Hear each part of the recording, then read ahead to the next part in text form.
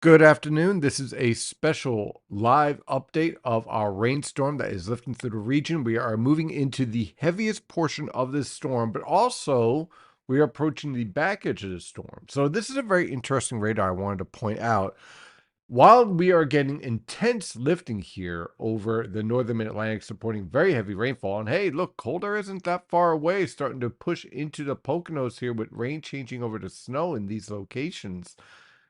All this lifting and all these dynamics leads to very strong subsidence on the back end of this storm. So that's why we're seeing this strong cutoff here. But in the meantime, we're dealing with this type of intense lifting.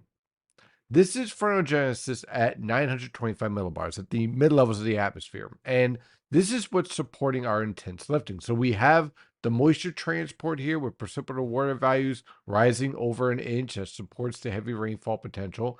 And you have the strong lifting at the mid levels of the atmosphere supporting the rising motion of our moisture transport. So as a result, you get this widespread rainfall that is taking place.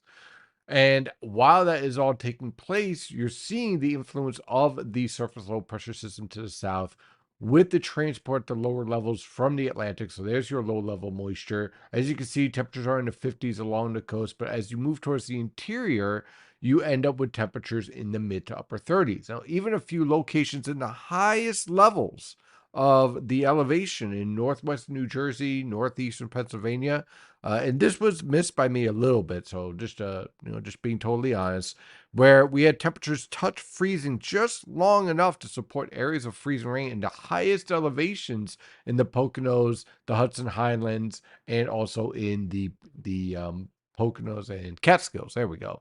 So that led to that threat. Now that has gone away as we are in the mid to upper 30s as but notice off to our northwest that freezing line dropping. Why am I pointing this out? Because clearly it's not going to be a threat for snow for us, but this type of thermal gradient is what sets up this type of lifting. So just because it doesn't impact you directly doesn't mean it doesn't impact you at all. The evolution of that thermal gradient, and we can see that here with our temperature field. You see how these lines are packed? This is what supports all the strong lifting. This is what supports the heavy rainfall.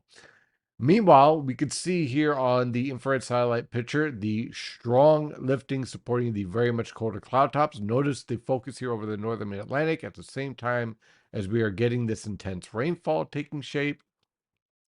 And also, if we take a look at the water vapor satellite picture, you can see we're not dealing with a full phase here. If we were having a full phase, this trough would dig in, this upper level low would start to pivot towards us, and yeah, we could have ended up with one heck of a surprise, but that is not happening because everything's getting pushed to the east. So this is all starting to get kicked to the east, and so that is why we're expecting a pretty rapid end to this rainfall later on this evening. So waves of moderate to heavy rainfall will continue on through this afternoon. How heavy is it?